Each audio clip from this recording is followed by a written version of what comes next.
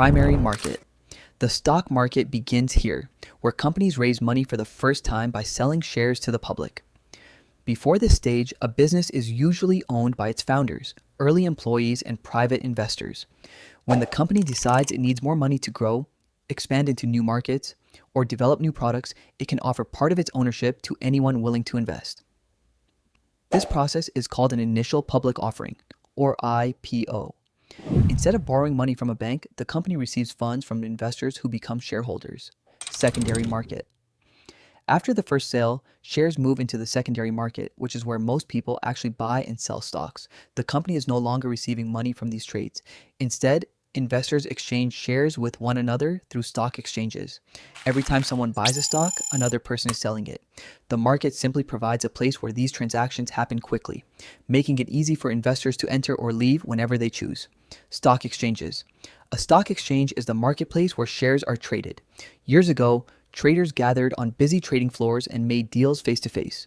Today, almost everything happens electronically in a matter of milliseconds. Exchanges make sure trading follows clear rules, prices are displayed fairly, and buyers and sellers can find each other efficiently.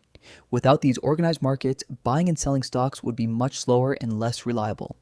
Shares. A share represents a small piece of ownership in a company.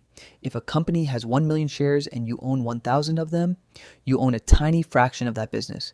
As an owner, you may benefit if the company grows in value or shares part of its profits with investors.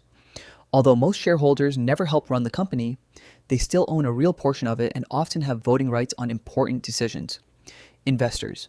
Investors are people or organizations that buy shares because they believe the company will become more valuable over time. Some hold their investments for decades, while others buy and sell within days or even minutes. Large investors, such as pension funds and mutual funds, manage money for millions of people, while individual investors build wealth through personal investment accounts.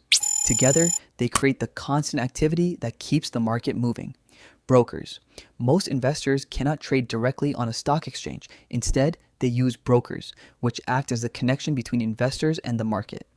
In the past, brokers handled orders over the phone. Today, online platforms allow people to buy or sell shares with just a few taps. Once an order is placed, the broker sends it to the exchange where it is matched with another investor willing to trade. Stock prices. The price of a stock changes whenever buyers and sellers agree on a new trading price. If many investors believe a company has a bright future, more people try to buy its shares, pushing the price higher. If confidence falls and more investors want to sell, the price usually drops.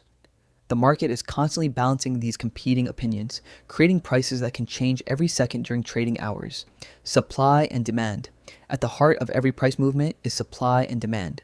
When demand is greater than supply, prices rise because buyers compete for limited shares. When more investors want to sell than buy, prices fall until enough buyers step in. This simple relationship influences everything from individual stocks to entire markets, making it one of the most important forces in investing. Company performance. A company's success plays a major role in determining its stock price over the long term. Businesses that consistently increase sales, earn higher profits, and manage their finances will often attract more investors. On the other hand, falling profits, weak leadership, or declining demand can reduce confidence.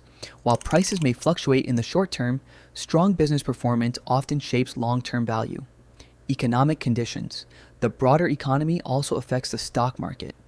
Interest rates, inflation, unemployment, and economic growth influence how businesses perform and how investors feel about the future. Lower interest rates can encourage companies to borrow and expand, while higher rates may slow spending and investment.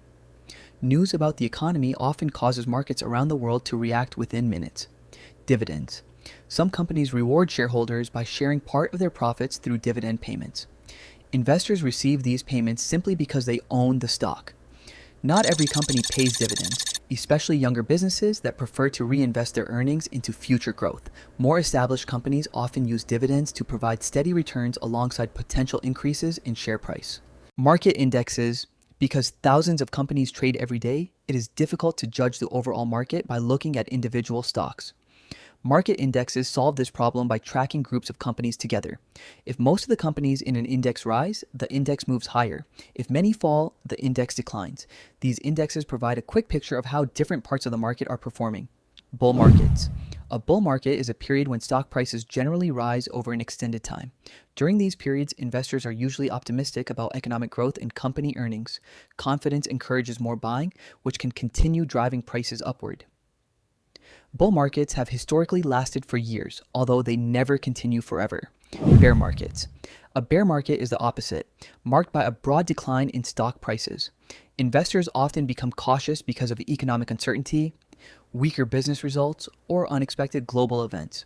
Fear can spread quickly, leading more people to sell their investments.